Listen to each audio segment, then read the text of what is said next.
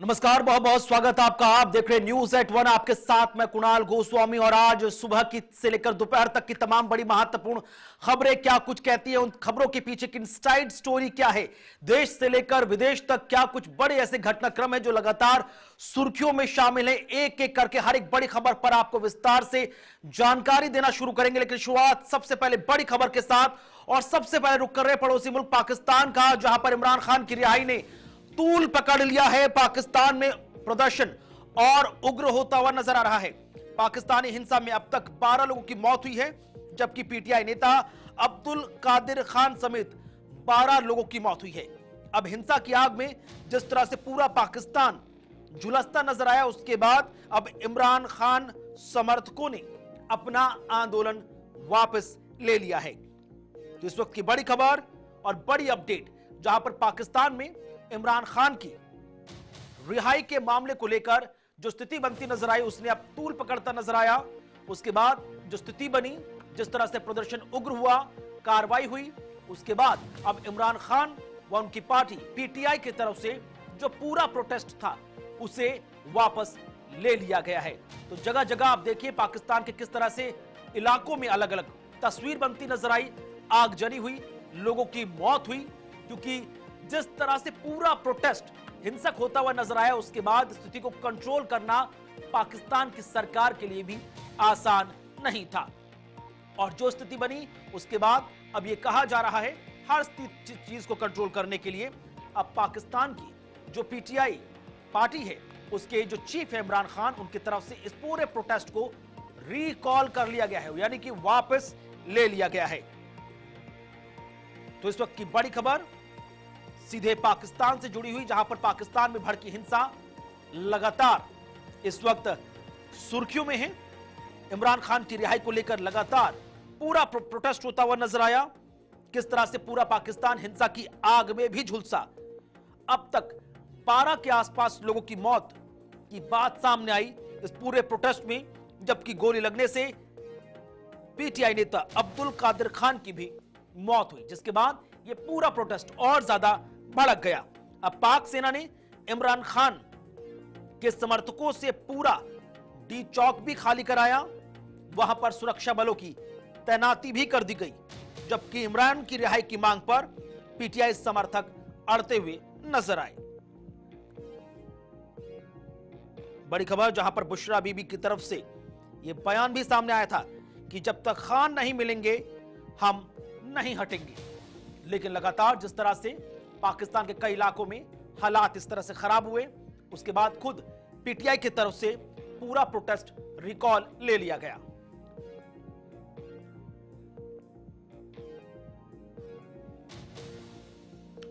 और जिस तरह से स्थिति बनी है उसको लेकर जो तमाम जानकारी वो आपके सामने, उसका सीधे पाकिस्तान का भी रुख करेंगे। हमारे साथ वहां के वरिष्ठ पत्रकार भी जुड़ेंगे, लेकिन स्थिति क्या कुछ बन रही वो आप देखिए, क्योंकि हिंसा की आग में पूरा पाकिस्तान झुलसता हुआ नजर आया। अब तक 12 के आसपास लोगों की मौत हो गई, जबकि हिंसा पर जो स्थिति बनी है उसके बाद पीटीआई की तरफ से स्टेटमेंट सामने आया और खुद इमरान खान की तरफ से संकेत मिले कि इस पूरे प्रोटेस्ट को वापस लिया जा रहा है। इधर प्रोटेस्ट का सबसे बड़ा केंद्र सेंटर पॉइंट जी चौक बनता हुआ नजर आया। उस पूरे इलाके को पाकिस्तान की जो सुरक्षा बलों की टीम है उन सब ने कॉर्डन ऑफ कर लिया, पूरा खाली करा दिया गया और इस बात को एहतियाती तौर पर सुनिश्चित किया जा रहा है कि इस तरह के हालात पाकिस्तान में फिर से ना बने। स्थिति लगातार पाकिस्तान में बनी हुई है और स्थिति को देखते हुए आगे ऐसे हालात ना बने, लिहाजा एक स्तर पर काम किया जा रहा है।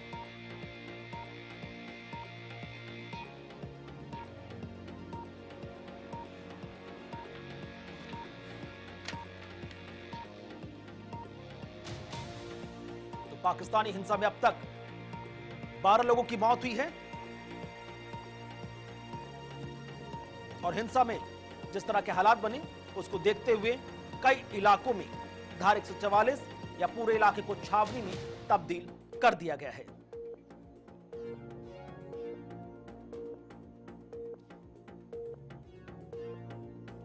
और इस वक्त हमारे साथ पाकिस्तान से दो वरिष्ठ पत्रकार ताहिर नईम मलिक और मुजाहिद जाफरी दोनों जुड़े। बहुत बहुत स्वागत, बहुत बहुत शुक्रिया सर आप दोनों का सीधे पाकिस्तान से लाइव जुड़ने के लिए।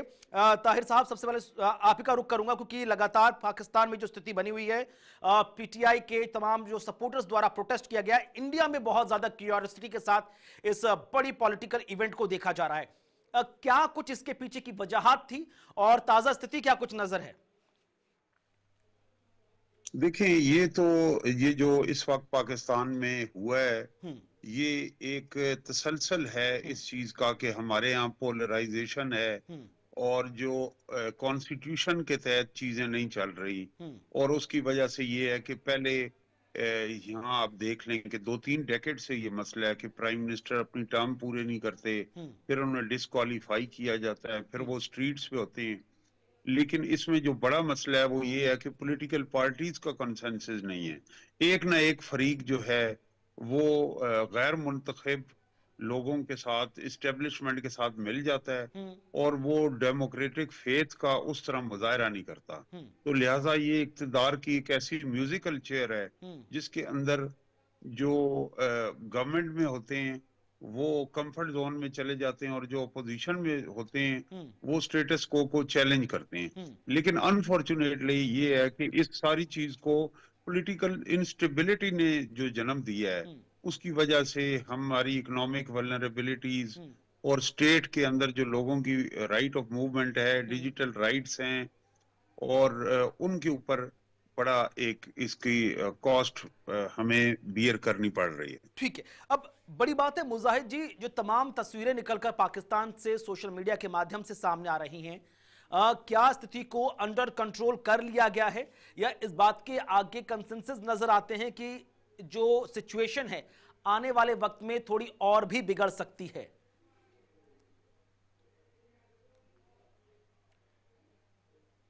दोबारा कीजिएगा, मुझे आपका हाँ ठीक है, जो तमाम तस्वीरें निकलकर सामने आ रही हैं, क्या उस पूरी सिचुएशन को अंडर कंट्रोल कर लिया गया है या आने वाले वक्त में हमें कुछ ऐसे कंसेंसस या सिग्नल्स मिल रहे हैं कि स्थिति और भी ज्यादा खराब हो सकती है? सिचुएशन कुछ और ज्यादा खराब हो, जितनी सिचुएशन खराब होनी थी वो रात को हो चुकी। पुलिस और रेंजर्स ने रात को जब ऑपरेशन किया तो उसके बाद जो प्रोटेस्टर्स थे वो उनके जो है लीडर्स वो भी वहां से भाग गए और प्रोटेस्टर्स भी वहां से भाग गए। कुछ G7, कुछ F6 और इधर दाएं बाएं छुपे, लेकिन बहुत बड़ी तादाद में लोग गिरफ्तार भी हुए। और जब एक मॉब बना होता है, एक मोमेंटम बना होता है, तो वो जितना भी चल जाए वो मोमेंटम के साथ आगे बढ़ा जा सकता है। लेकिन जब इस तरह मोमेंटम टूट जाए तो दोबारा लोगों का गैदर होना, एक यूनिटी के साथ आगे बढ़ना, वो उस तरह पॉसिबल नहीं रहता। ठीक है, लेकिन एक अहम सवाल ताहिर जी, फिर आप दोनों से इजाजत लूंगा, नो डाउट। आने वाले वक्त में आपको सोल्यूशन क्या नजर आता है? जो पॉलिटिकल क्योस बना हुआ है, शहबाज शरीफ वर्सेस इमरान खान की पॉलिटिकल राइवलरी के बीच, सोल्यूशन क्या नजर आता है? क्योंकि इसमें सबसे ज्यादा नुकसान कुछ हो रहा है तो पाकिस्तान की प्रॉपर्टी का और वहां की आवाम का, और प्लस वहां के पीस को। सोल्यूशन यही है, सोल्यूशन डेमोक्रेसी के अंदर इनबिल्ट है। वो पाकिस्तान में पाकिस्तान की आवाम का हो रहा है, प्रॉपर्टी का हो रहा है। लेकिन जो दोनों धड़ों के दरमियान, दोनों पॉलिटिकल पार्टीज के दरमियान जो हेड ऑन है वो नया नहीं है, बहुत पुराना है। जब इमरान खान गवर्नमेंट में थे तब वो भी मुस्लिम लीग नून के खिलाफ केसेस बनाते रहे, उन्हें गिरफ्तार करके जेलों में डाला गया। लेकिन दूसरी तरफ जब दूसरी गवर्नमेंट आई तो वो उसी पैटर्न पे वो भी चले। तो ये पुराना इनका हेड ऑन चल रहा है। लेकिन अभी जो पॉलिटिकल सिचुएशन है वो अभी अनप्रेडिक्टेबल है। जहां तक रही बात आगे बढ़ने की, तो आपको मैं बताता चलूं कि इमरान खान जो पीटीआई के बानी है, उन पर जो मुकदमात दर्ज है या जो ट्रायल हो रहे हैं, आज भी उनका एक केस, तोशाखाना केस जो है वो जेर समाअत है। इसके अलावा 190 मिलियन पाउंड का केस है उन पर। तो वो केसेस तो उन्हें फेस करने पड़ेंगे और पीटीआई के लिए आने वाले टाइम में जो मुश्किलात हैं वो बढ़ती भी नजर आ रही हैं। पहले 9 मई उनसे संभाला नहीं जा रहा था, और इसके बाद आज कल रात आपने देखा जो इस्लामाबाद में हुआ, और रेंजर्स के जो जवान वहां पे शहीद हुए या मार दिए गए या कत्ल हुए, तो उनके इस साले के बाद गवर्नमेंट की तरफ से ज्यादा एंगर जो है वो सामने आया। गवर्नमेंट ने वो पहले उन्हें बहुत तरीके से टैकल किया, उन्हें ये धौंस देते रहे कि वो डी चौक तक नहीं आ सकते, फिर ग्रेजुअली वो अपने फोर्सेस को पीछे करते रहे। गवर्नमेंट का ख्याल था कि ये जो जत्था आ रहा है इसमें इसमें अफगान नेशनल लोग भी हैं जो टेररिज्म करते हैं और जो टेररिस्ट एक्टिविटीज में इन्वॉल्व हैं, तो उन्हें आइडिया था कि जो डी चौक में आने वाला जो पहला दस्ता होगा वो उन्हीं अफगानियों पर मुश्तमिल होगा, इसलिए उन्होंने बड़ी प्लानिंग के साथ उन्हें डी चौक तक आने दिया। और जब डी चौक में वो आ गए, उन्हें लगा कि उन्होंने अपना जो अचीव करना था टारगेट डी चौक का वो अचीव कर लिया, लेकिन असल में वो एक जाल में फंस गए थे। जब वो डी चौक तक पहुंचे हैं तभी पुलिस ने उनके जो है ना मेन कल्प्रिट्स या मेन जिनको पुलिस टेररिस्ट कह रही थी एक्टिविटीज में इन्वॉल्व अफगानी लोग, उन्हें डी चौक तक लाने के बाद उन्हें घेर कर गिरफ्तार किया गया। ठीक है, कुल मिलाकर हम उम्मीद कर सकते हैं कि आने वाले वक्त में सिचुएशन को कंट्रोल किया भी जा सकता है, लेकिन एक भी लोकल एडमिनिस्ट्रेशन का लूप होल रहा तो आगे स्थिति खराब भी हो सकती है। बहरहाल बहुत बहुत शुक्रिया ताहिर साहब आपका, मुजाहिद जी आपका भी हमारे साथ सीधे पाकिस्तान से जुड़ने के लिए। इसी बीच आगे बढ़ रहे हैं, रुक कर रहे हैं अगली बड़ी महत्वपूर्ण खबर की तरफ, क्योंकि बांग्लादेश से बड़ी खबर आई है जहां पर हिंदुओं पर लगातार अत्याचार होता हुआ नजर आया है। क्या कुछ पड़ोसी मुल्क में हालात बने हुए हैं, किस तरह से शेख हसीना का वहां से जाना और हिंदुओं पर आफत आना, ये दोनों कनेक्शंस जुड़े हुए हैं। बांग्लादेश में लगातार हिंदुओं पर अत्याचार बढ़ता जा रहा है। चिन्मय कृष्णदास की गिरफ्तारी का विरोध और तेज हुआ है, क्योंकि बांग्लादेश में भी एस्कॉन टेंपल थे और उन एस्कॉन टेंपल में रहने वाले जो हिंदू शरणार्थी हैं, जो अल्पसंख्यक हैं वहां पर, उन पर किस तरह से ताबड़तोड़ हमले हो रहे हैं। इसी बीच एक इस्कॉन टेंपल में जो पुजारी की भूमिका निभा रहे थे, कृष्ण भक्त थे, चिन्मय कृष्णदास, उनकी गिरफ्तारी हुई। उनके साथ बर्बर व्यवहार की बात भी सामने आई, जिसका विरोध हुआ और उसके बाद अब आप देखिए किस तरह से पाकिस्तान फिर से बवाल की आग में झुलसता हुआ नजर आ रहा है। तो जो हालात पाकिस्तान में हैं अनस्टेबल पॉलिटिकल सिनेरियो के, कुछ वैसे ही हालात बांग्लादेश में हैं, लेकिन स्थिति वहां पर अलग है, क्योंकि वहां पर माइनॉरिटीज को निशाना बनाया जा रहा है। यानी कुल मिलाकर शेख हसीना के जाना और उसके बाद एक नई सरकार का वहां पर अस्तित्व में आना, स्थिति कंट्रोल होती हुई नजर नहीं आ रही। हालात आप देखिए, क्योंकि लगातार बांग्लादेश में जो हालात बने थे जब शेख हसीना ढाका छोड़कर गई थी, उसके बाद से लगातार माइनॉरिटी निशाने पर है। तो वहां पर जो इस्कॉन है टेंपल, क्या कुछ बड़ी बातें वो आप देखिए, जहां पर चिन्मय कृष्ण दास और सनातन धर्म के लोगों को न्याय के अधिकार की दरकार थी। बांग्लादेश का नागरिक होने के लिए नाते न्याय का अधिकार उन्हें भी दिया गया था। उन्होंने कहा कि हमारे खिलाफ होने वाले कभी किसी भी भेदभाव को बर्दाश्त नहीं किया जाएगा। इस्कॉन बांग्लादेश ने बांग्लादेश की सरकार से 3 मांग भी रखी। चिन्मय कृष्णदास की गिरफ्तारी पर इस्कॉन ने यह मांग रखी। उन्होंने कहा कि हम लोगों को परेशान नहीं किया जाना चाहिए। इस्कॉन का दुनिया में कहीं भी आतंकवाद से कोई लेना देना नहीं है और इस बारे में बेबुनियाद आरोप लगाना अपमानजनक है। तो ये तमाम बड़ी महत्वपूर्ण अपडेट जो सीधे बांग्लादेश से निकलकर सामने आई, और आपने देखा किस तरह से इस्कॉन टेंपल के पुजारी चिन्मय दास की गिरफ्तारी को लेकर पूरा बांग्लादेश एक बार फिर से सुर्खियों में आया और कई ऐसे इलाके हैं जो प्रोटेस्ट की भेंट चढ़े और कहीं ऊपर प्रोटेस्ट हिंसक होता हुआ भी नजर आया। और इसी बीच आगे बढ़ रहे हैं, बात कर रहे हैं संभल के गुनाहगार कौन है, क्योंकि संभल में लगातार जो स्थिति है वो लगातार अब भी ये कहा जाए कि कंट्रोल में है तो ऐसा नजर नहीं आ रहा। बड़ी खबर, संभल हिंसा में पुलिस का बड़ा एक्शन सामने आया है। 100 से ज्यादा पत्थरबाजों की पहचान इस पूरे प्रोटेस्ट में की गई। अब तक मामले में 27 लोगों की गिरफ्तारी हो चुकी है। पुलिस ने 12 से ज्यादा एफआईआर दर्ज की है, जबकि मामले में एक और मजिस्ट्रियल जांच का आदेश भी जारी कर दिया गया है। तो इस वक्त की बड़ी खबर, जहां पर संभल में घटित हुई हिंसा का आखिरकार गुनाहगार कौन है, उसको लेकर लगातार शासन प्रशासन एक्शन मोड में है। क्योंकि स्थिति आप देखिए किस तरह से शाही मस्जिद का सर्वे होना था, हर तरह की टीम वहां पर मौजूद थी, सर्वे हुआ भी, लेकिन जैसे ही टीम बाहर निकल रही थी उन पर पत्थरबाजी हो गई। हालात इतने खराब होते हुए नजर आए कि पुलिस पार्टी पर ही दंगाइयों ने हमला कर दिया। इतने पत्थर कहां से आए, इतने हथियार कहां से आए, कैसे इस हिंसक भीड़ ने वहां की लोकल प्रॉपर्टीज को आग के हवाले कर दिया, वो आप देखिए, क्योंकि एक एक करके जो फुटेज निकलकर सामने आ रहे हैं वो अपने आप में बहुत तस्वीर बयां कर रहे हैं। 24, 25 और 26, ये आप देखिए किस तरह से यहां पर स्थिति लगातार खराब होती नजर आ रही है। और संभल के अंदर जो हिंसा हुई उसको लेकर योगी सरकार एक्शन में है। मामले को लेकर अब तक 12 से ज्यादा एफआईआर दर्ज हुई हैं। अब आपके टीवी स्क्रीन पर देखिए, हम 5 तस्वीरें आपको दिखा रहे हैं। संभल हिंसा की, जिस तरह से मस्जिद में सर्वे के दौरान बवाल हुआ, पुलिस पर पथराव हुआ, भीड़ बेकाबू हो गई और उसके बाद जमकर संभल में आगजनी हुई। हालात इस तरह से खराब होते नजर आए कि पुलिस पार्टी पर जो डीएम और एसपी के पीआरओ थे उन पर ही हमला कर दिया गया, उनको चोटिल कर दिया गया।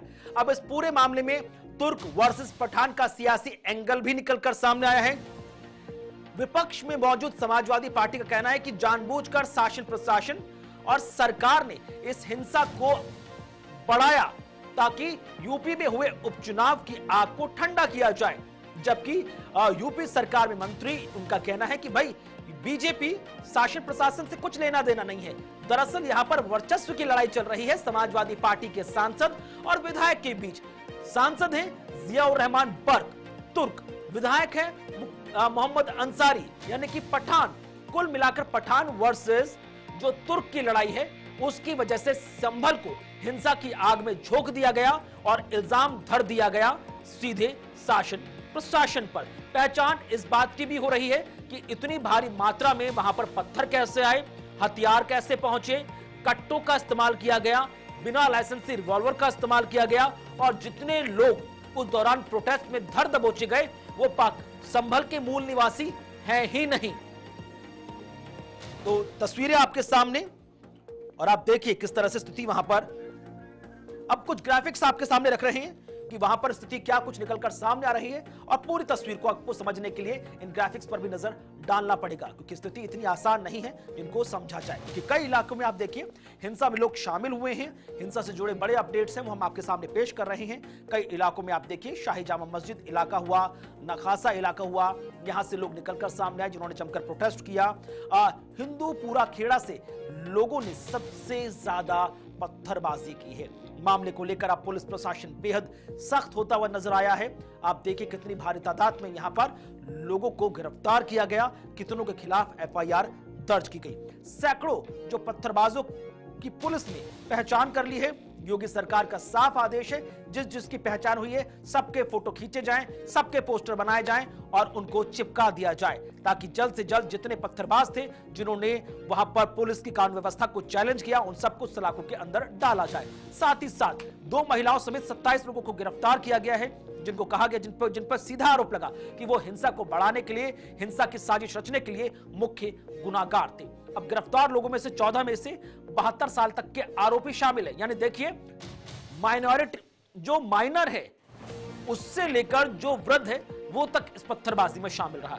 और मामले में जब 12 लोगों के खिलाफ एफआईआर दर्ज हुई है तो आप सोचिए कि उनकी साजिश कितनी लंबी रही होगी, किस तरह से प्री प्लानिंग की गई होगी कि हम प्रोटेस्ट करेंगे, इस तरह से प्रोटेस्ट को आगे बढ़ा देंगे कि संभल की कानून व्यवस्था एकदम उठाकर कचरे में डाल दी जाए। अब जिलाधिकारी के ऑफिशियल ग्रुप्स में सूचना और फोटो जारी कर दी गई है। एक एक करके सबके पोस्टर बनाए जा रहे हैं और सबको तमाम दीवारों पर और जगह जगह चिपका दिया जाएगा ताकि जल्द से जल्द इन सभी आरोपियों को उठा के जेल की सलाखों के पीछे डाल दिया जाए। तो तमाम चीजें एक एक करके हमने आपके सामने रखी जो आपने समझी और अब आने वाले वक्त में शासन प्रशासन कितनी कठोर कार्रवाई करता हुआ नजर आएगा वो देखना बेहद खास होगा।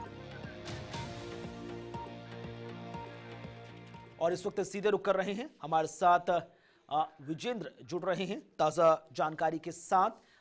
क्या कुछ इस वक्त हालात वहां पर बने हुए हैं और किस तरह से इस वक्त शासन प्रशासन की तरफ से स्थिति को कंट्रोल होने के लिए एहतियाती कदम उठाए जा रहे हैं? विजेंद्र। बिल्कुल कुणाल, मैं आपको बता दूं कि यहाँ जो है पूरी तरह से संभल में अभी कोई कोर कसर नहीं छोड़ी जा रही है। पुलिस प्रशासन की तरफ से, अधिकारियों की तरफ से पूरे संभल को मैं जामा मस्जिद के छावनी में तब्दील किया गया है और पूरी तरह से कह सकते हैं कि एक तरह से नाकाबंदी संभल की गई है। आपने देखा भी कि अभी बाहरी लोगों का 1 दिसंबर तक आना पूरी तरह से प्रतिबंधित है। हालांकि कल ये सूचना मिली थी कि समाजवादी का डेलीगेशन यहाँ पहुंचेगा, राहुल गांधी के आने की भी सूचना आज मिल रही थी, लेकिन प्रशासन उसको लेकर के पूरी तरह जो नाकेबंदी कर रखी है, जिससे कि कोई भी बाहर का नेता हो, राजनेता हो, वो यहाँ पर प्रवेश ना कर सके, जिससे कि कहीं ना कहीं इस चीज को और हवा देने की कोशिश ना हो। मैं आपको बता दूं कि अभी अभी जानकारी मिली है कि जो प्रशासन है, जो शासन है, जो यहाँ के अधिकारी हैं, वो जो आरोपी हैं, जो फरार हैं, उनको इनाम घोषित करने की तैयारी में है। अब देखना ये होगा कि जो इनाम घोषित होगा उसमें सपा, लेकिन विजेंद्र, एक जो नया एंगल निकलकर सामने आया, योगी सरकार में कैबिनेट मंत्री हैं नितिन अग्रवाल, उन्होंने कहा कि भैया ये इसका बीजेपी से, एडमिनिस्ट्रेशन से कुछ लेना देना नहीं है, यहां तो वर्चस्व की लड़ाई चल रही है। सांसद है जिया रहमान बर्क, तुर्क हैं, विधायक हैं मोहम्मद अंसारी, पठान हैं, और इन दोनों के बीच जो वर्चस्व की लड़ाई है उसकी वजह से संभल को हिंसा की आग में झोंक दिया गया।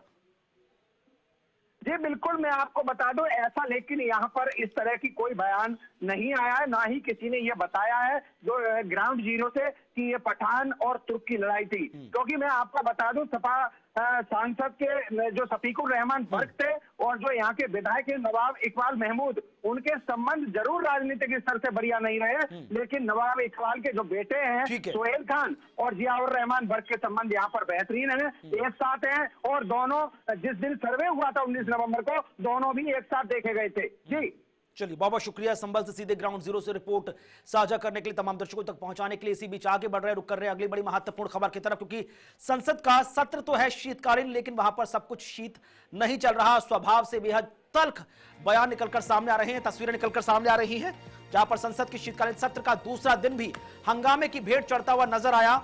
और दूसरे सत्र के दूसरे दिन चाहे लोकसभा हो, राज्यसभा हो, जमकर आरोप प्रत्यारोप चले हैं।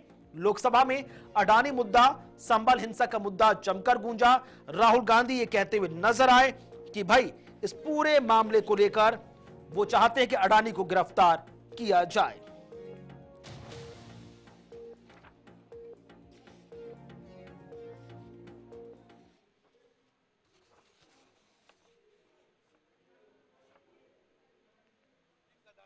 Accept the charges. Which world are you living in, brother? Obviously, he's going to deny the charges. The point is he has to be arrested. The point is he has to be arrested, as we have said. Hundreds of people are being arrested on tiny charges. The gentleman has been indicted in the United States for thousands of crores. He should be in jail. And the government, please let me speak. And the government is protecting him.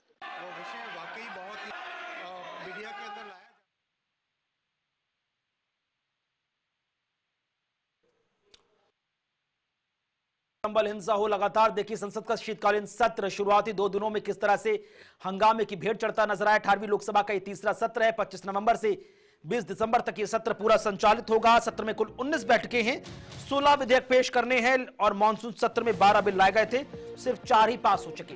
लेकिन अब हालात जो देखिए जो नजर आ रहे हैं, उसके बाद लग रहा है कमोबेश कि जो स्थिति मानसून सत्र की थी वही स्थिति संसद के शीतकालीन सत्र की भी बन सकती है।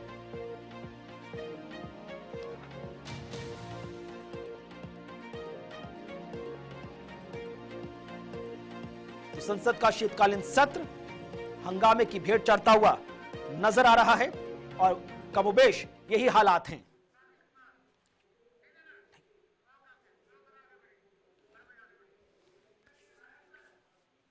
और इसी बीच अब आगे बढ़ रहे, रुक कर रहे अगली बड़ी महत्वपूर्ण खबर की तरफ, क्योंकि लगातार जिस तरह के हालात बने हुए उसके बाद महाराष्ट्र भी लगातार सियासत के केंद्र में आता हुआ नजर आ रहा है। महाराष्ट्र की बात करें, जहां पर महाराष्ट्र सीएम पर महा सस्पेंस बना हुआ है। एकनाथ शिंदे सीएम की कुर्सी छोड़ने को तैयार नहीं है। कहा यह जा रहा है बीजेपी ने मन बना लिया है कि देवेंद्र फडणवीस अगले मुख्यमंत्री होंगे। अजीत पवार ने देवेंद्र फडणवीस के नाम का सपोर्ट कर दिया है और अब यहां पर लेन देन का प्रोसेस चल रहा है।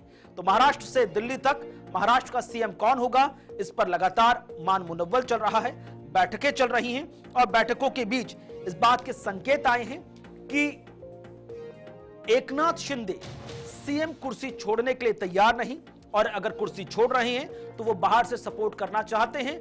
डिप्टी सीएम की कुर्सी उन्हें मंजूर नहीं। साथ ही साथ यह भी कहा गया है कि जो महायुति के संयोजक के तौर पर उन्होंने अपने आप को प्रेजेंट करने की बात की है। यह भी कहा गया, शर्तें रखी गई कि राजस्व, शहरी और गृह विभाग भी एकनाथ शिंदे की तरफ से मांगा गया है सरकार में। तो लगातार महाराष्ट्र की सियासत एक नए दौर से गुजर रही है। पूर्ण बहुमत के साथ महायुति ने यह चुनाव जीत लिया, लेकिन सीएम को लेकर तीनों ही राजनीतिक दलों के पसीने छूटे हुए हैं। पिछला 2.5 साल का जो कार्यकाल हमने देखा एकनाथ शिंदे के नेतृत्व में महाराष्ट्र में, वो बेहद शांतिपूर्ण रहा, लेकिन अब तस्वीर कैसी होगी उसको लेकर लगातार माथापच्ची चल रही है। क्योंकि शिंदे गुट के जो नेता हैं उन्होंने साफ कहा कि शिंदे के नेतृत्व में पूरा चुनाव लड़ा गया, उससे फायदा भी हुआ, लेकिन अब हकीम देशमुख इस वक्त हमारे साथ जुड़ रहे हैं। हकीम, ताजा जानकारी साझा कीजिए, क्या कुछ निकलकर सामने आ रहा है? सुनने में आया बहुत बार्गेन चल रहा है शिंदे गुट की तरफ से, सीएम कुर्सी नहीं चाहिए तो उसके बदले संयोजक पद चाहिए महायुति का, राजस्व विभाग चाहिए, गृह विभाग चाहिए, शहरी विभाग चाहिए, और कई मीडिया घरानों में खबर चल रही है कि एकनाथ शिंदे के बेटे को डेप्यूटी सीएम की कुर्सी पर प्रोजेक्ट करने की तैयारी चल रही है। देखिए, महाराष्ट्र में जो जिस तरीके से हलचलें अब लगातार बढ़ रही है, तो इसमें कहीं ना कहीं शिंदे गुट की अगर हम बात करते हैं तो शिंदे गुट पूरी तरीके से जो है वो एक्टिव हो गया है। शिंदे गुट के जितने भी नेता है वो अब ये मानते हुए नजर आ रहे हैं कि शिंदे को जो है वो कहीं ना कहीं सीएम की कुर्सी नहीं मिलेगी, और इसी के तौर पर जो कहीं ना कहीं अब बार्गेनिंग जो है वो महाराष्ट्र में जो देखने को लगातार मिल रही है। अजित पवार गुट भी कहीं ना कहीं सक्रिय होते नजर आ रहा है। डिप्टी सीएम का जो पद है अजित पवार के पास बरकरार रहे, इसके लिए लगातार कोशिशें जारी है। एकनाथ शिंदे की अगर बात करें तो गृह मंत्रालय की जो है वो डिमांड उन्होंने की थी, लेकिन किसी भी सूरत में जो है वो बीजेपी गृह मंत्रालय एकनाथ शिंदे को अब देने को तैयार नहीं है, क्योंकि गृह मंत्रालय लगातार बीजेपी अपने पास ही रखती है। वही अब देवेंद्र फडणवीस के नाम पर अगर सीएम की दावेदारी जो है वो कहीं ना कहीं मोहर अगर लग जाती है तो गृह मंत्रालय देवेंद्र फडणवीस के पास रहेगा। साथ ही साथ नगर मंत्रालय की, अगर नगर विकास मंत्रालय की बात करें तो वह जो है वो एकनाथ शिंदे की तरफ जा सकता है। पहले भी उनके पास था और अभी भी उनके पास रखा जा सकता है। बार्गेनिंग पूरे तरीके से चल रही है, लेकिन ऑब्जर्वर जब महाराष्ट्र में आएंगे तभी इसका फैसला हो पाएगा कि किसको कौन सा विभाग। ऑब्जर्वर के तौर पर अश्विनी वैष्णव का नाम निकलकर सामने आया है। कब तक ये ऑब्जर्वर पहुंचेंगे? कैसे मान मुनव्वल का दौर शुरू होगा? और क्या इतना आसान है मना लेना एकनाथ शिंदे ग्रुप को?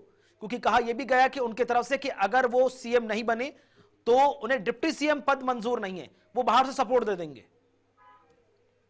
बिल्कुल बिल्कुल कुणाल, ये पूरी बातें हो चुकी है। और जिस तरीके से ऑब्जर्वर की हम बात करते हैं तो 29 तारीख को दोनों ऑब्जर्वर जो है वो महाराष्ट्र में आएंगे बैठ करके। जिस तरीके से बीजेपी के हम बात करते तो बीजेपी के नेता को चुना जाएगा, और उसके बाद जो है ये इनके साथ जो तीनों गुट है तो साथ में बिठा करके बात की जाएगी। तीनों गुट को समझाया जाएगा। मंत्रिमंडल का विस्तार किस तरीके से करना है इस पर अहम भूमिका जो है वो बजाई जाएगी। बातचीत के दौरान क्या इसमें से हल निकलता है ये देखा जाएगा। लेकिन पूरे तरीके से आज अगर हम बात करें तो एकनाथ शिंदे का ताजा अपडेट साझा करने के लिए हमारे साथ शिवसेना शिंदे गुट से नेता जुड़ रहे हैं। गुलाम दुबे जी, बहुत बहुत स्वागत सर, बहुत बहुत शुक्रिया। जो खबरें निकलकर सर सामने आ रही हैं, गुलाब जी, उन्हें आप किस तरह से देखते हैं? क्योंकि कहा जा रहा है कि एकनाथ शिंदे जी को सीएम की कुर्सी से नीचे कुछ भी मंजूर नहीं, और अगर उन्हें चाहिए तो राजस्व विभाग चाहिए, गृह विभाग चाहिए, शहरी विभाग चाहिए, बेटे के लिए डेप्यूटी सीएम चाहिए पद, या संयोजक पद चाहिए। ये जो तमाम जो अफवाहें उड़ रही हैं उसको आप किस तरह से शांत करेंगे? जी सर, जी सर। जी दुबे जी, दुबे बात करूं? बिल्कुल, प्लीज। जी हाँ, बताइए, प्रश्न करिए। सर, मेरा सीधा स्पष्ट सवाल है, लगातार मीडिया हेडलाइंस पे खबर चल रही है कि महायुति में सब कुछ ठीक नहीं है, बीजेपी सीएम पद देना नहीं चाहती। शिंदे जी ने कहा है कि सीएम पद नहीं तो वो सरकार में भी नहीं रहेंगे, डेप्यूटी सीएम पद उन्हें नहीं चाहिए, बाहर से सपोर्ट कर देंगे। बाद में खबर निकलकर सामने आई कि अब मोल भाव शुरू हुआ है। शिंदे जी की तरफ से राजस्व, गृह और साथ ही साथ शहरी विभाग मांगा गया है। लेटेस्ट अपडेट यह भी है कि बेटे के लिए डेप्यूटी सीएम पद भी मांगा गया है। इन तमाम अफवाहों को आप किस तरह से शांत करेंगे? क्या चल रहा है आखिर? जी कुणाल जी, बिल्कुल आपने जो भी बात बताया, जो भी खबरें उठ रही हैं समाचार पत्रों माध्यम से या चैनल के माध्यम से, मुझे ऐसा लग रहा है मिथ्या है। किसी प्रकार कोई कंडीशन बात नहीं है। हाँ जरूर है, महाराष्ट्र के सूबे से यहाँ का जनमानस और विशेष करके शिवसैनिक, उनके मन में ये जरूर भाव बना हुआ है कि आदरणीय एकनाथ शिंदे साहब के चेहरे पे यहाँ पे विधानसभा का चुनाव संपन्न हुआ, उसके बाद लाडली बहन योजना या तमाम ऐसी योजनाओं, लाभकारी योजनाओं के तहत हमको सफलता मिली और हमारे युति को यहाँ का जन समर्थन मिला, हमारे युति के बम्पर जीत हुई है। ऐसे हालात में हमारे युति में किसी प्रकार का कोई भी खडमंडल नहीं है, किसी प्रकार का कोई आपत्ति नहीं है। और जैसा कि आप कह रहे हैं कि हम कंडीशन दे करके या हमारी शिंदे साहब एक कंडीशन दे रहे हैं चीज के, हमको ये चाहिए हमको चाहिए, बिल्कुल हमारे जानकारी में तो मैं इसको खारिज करता हूँ, दूर दूर तक नहीं है। शीर्ष नेतृत्व स्तर, ये मेरे जानकारी में है कि शीर्ष नेतृत्व जो भी तय करेगा उसके ऊपर हम सब अमल करेंगे और हमारा जो गठबंधन धर्म है उसका धर्म निभाने के लिए तैयार हैं। हाँ इतना जरूर हमारे महाराष्ट्र के लोग जरूर चाहते हैं कि एक बार भारतीय जनता पार्टी को एक बड़ा दिल दिखाने की आवश्यकता है। एक बार आदरणीय एकनाथ शिंदे साहब को मुख्यमंत्री का मौका देना चाहिए। नहीं, लेकिन नो डाउट आपकी बात सच है कि पूरा चुनाव शिंदे जी के चेहरे पर लड़ा गया। उनकी जो महत्वाकांक्षी योजना थी लाडली बहनी योजना, उसका सबसे ज्यादा फायदा महायुति को हुआ है। लेकिन अगर बीजेपी की तरफ से तर्क रखा गया कि सबसे ज्यादा नंबर हमारे हैं और हम पिछली बार डेप्यूटी सीएम की भूमिका में थे, अब सीएम की भूमिका में आना चाहते हैं, तो इस पूरी उनकी बात को किस तरह से आप लोग कंसीडर कर रहे हैं? क्या उनकी बात को हल्के में ले रहे हैं या कुछ 2.5 साल के फॉर्मूले पर भी विचार हो सकता है? सर जी कुणाल जी, किसी प्रकार का अभी ऐसी कोई फार्मूला तय नहीं हुआ है। इतना मैं जरूर बड़ी शिद्दतता से करना चाहूंगा, मैं स्वयं भी ये कर रहा हूँ कि एक बार जिस तरह से हरियाणा में आपने सैनी को मुख्यमंत्री पुनरावृत्ति किया, जिस तरह बिहार में आपने वहां के सूबे के मुख्यमंत्री नीतीश जी को आपने किया, उसी तरीके से महाराष्ट्र में एक बार पुनरावृत्ति अगर आदरणीय एकनाथ शिंदे साहब के रूप में होता है तो ये संदेश भारतीय जनता पार्टी और शिवसेना के बीच जो 28-30 वर्षों का मैत्रीपूर्ण संबंध रहा ओरिजिन शिवसेना का, तो कहीं कहीं उस संबंध और कहीं कहीं इसका संदेश बड़े दूर तक जाएगा। और हमारे महायुति में किसी प्रकार का तर्क वितर्क या किसी प्रकार का मतभेद दूर दूर तक नहीं दिख रहा है। बहुत बहुत शुक्रिया गुलाब चंद्र दुबे जी हमारे साथ जुड़ने के लिए और पार्टी का स्टैंड क्लियर करने के लिए, क्योंकि लगातार मीडिया में तमाम तरह की खबरें निकलकर सामने आ रही हैं। लेकिन इसी बीच महाराष्ट्र का सीएम कौन, इस पर जो सस्पेंस बरकरार है, अब देखना बेहद खास है कि सस्पेंस से कितनी जल्दी पर्दा उठता है। छोटा सा ब्रेक ले रहे हैं, जल्द हाजिर होते हैं।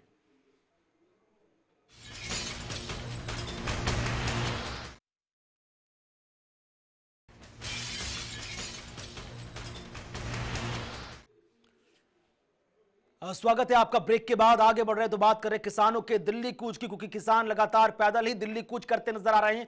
अभी भी कई मांगे हैं जिसको लेकर किसान नेता अब पीछे हटने को तैयार नहीं। बड़ी खबर, किसान नेता जगजीत सिंह ढल्लेवाल को डिटेन से बवाल बढ़ चुका है। अचानक किसान नेता ढल्लेवाल का शुगर लेवल भी बढ़ा है, जानकारी मिल रही है। चेकअप कराने से उन्होंने इनकार कर दिया है। अस्पताल में सांसद को मिलने से रोका गया। शंभू खनौरी बॉर्डर पर किसानों की भीड़ भी बढ़ गई है और इस पूरे मामले को लेकर डीआईजी ने कहा कि प्रशासन को डल्लेवाल की उम्र, सेहत की चिंता है। तो बिना ट्रैक्टर ट्रॉली दिल्ली किसान कूच करना चाह रहे हैं। 13 फरवरी को दिल्ली कूच करने के लिए निकले थे। सरकार को 10 दिन का समय भी दिया गया था।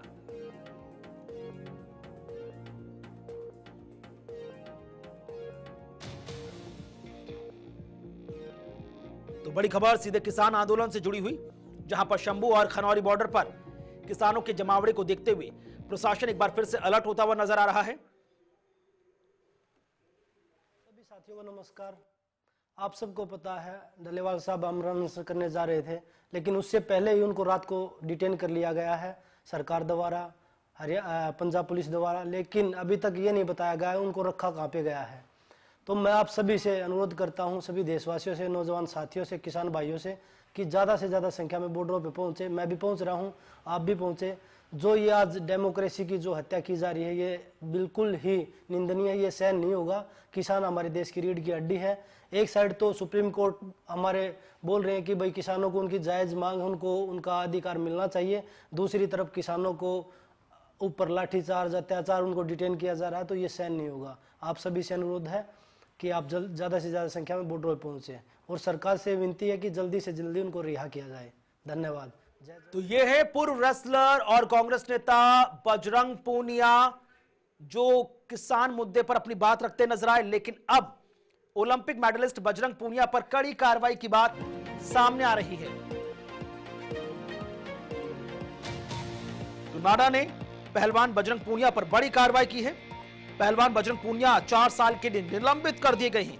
डोप टेस्ट के सैंपल देने से उन्होंने मना किया था और अब हाल ही में वो कांग्रेस पार्टी में हरियाणा विधानसभा चुनाव से पहले शामिल हुए। कांग्रेस किसान जो इकाई है उसका उन्हें प्रभार भी सौंपा गया था। लेकिन अब मुश्किलें लगातार बढ़ रही हैं, जबकि बजरंग पूनिया की तरफ से कहा गया कि उन्होंने समय रहते ही नाडा की टीम डोपिंग टेस्ट को लेकर जो आई थी उसको बोला गया था कि उन्हें किट एक्सपायर क्यों दी गई। इस पर कोई जवाब नहीं आया और मामला फंस गया। लेकिन अब जिस तरह से कार्रवाई नाडा की तरफ से की गई है, उसके बाद पहलवान बजरंग पूनिया का भविष्य सवालों के कटघरे में है, क्योंकि एज एन रेसलर वो काम नहीं कर पाएंगे, ना ही वो किसी को कोचिंग दे पाएंगे। हाँ, विदेश में जाकर अगर वो अपनी सेवाएं किसी और को देना चाहते हैं तो दे सकते हैं, अन्यथा अब वो महज एक कांग्रेस नेता बनकर रह जाएंगे। जबकि बजरंग पूनिया की तरफ से कहा गया कि उन्हें राजनीति के चलते टारगेट किया जा रहा है। बीजेपी सांसद रहे ब्रजभूषण शरण सिंह के खिलाफ जिस तरह से उन्होंने दिल्ली में हुकार भरी, उसका खामियाजा आज उन्हें भुगतना पड़ रहा है।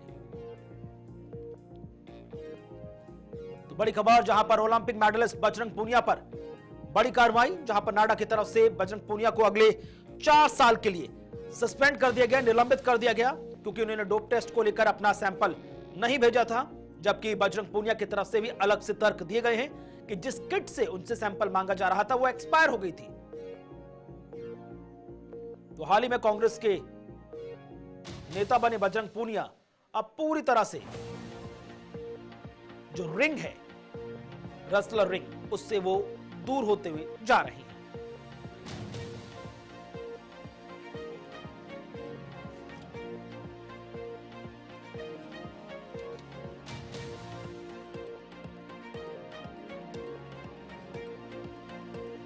बड़ी खबर, जहां पर हाल ही में बजरंग पूनिया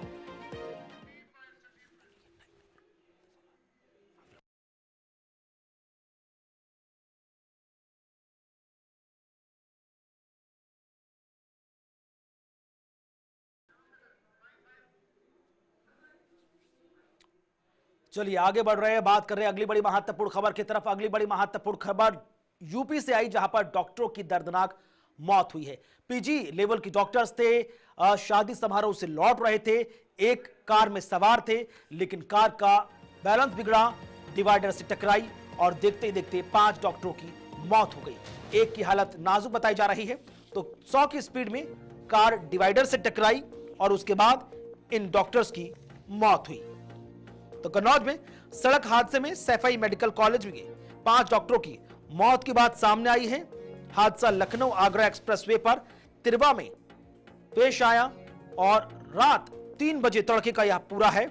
जानकारी मिल रही कि जिस वक्त यह हादसा पेश आया उस दौरान गाड़ी की स्पीड 100 थी और डिवाइडर से टकराई, पलटी, रोड के उस पार गई और वहां पर ट्रक चल रहा था उससे भिड़ गई।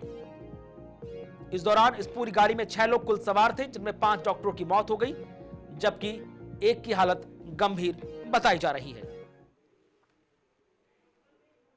ये लगभग घटना सुबह 3 साढ़े 3 बजे की है, क्योंकि हमारे पास एक यूपीडा वाले ये जो वैन है वहाँ की वो लेकर आई है, जिसमें कि टोटल 6 पेशेंट्स आए, जिसमें से जो है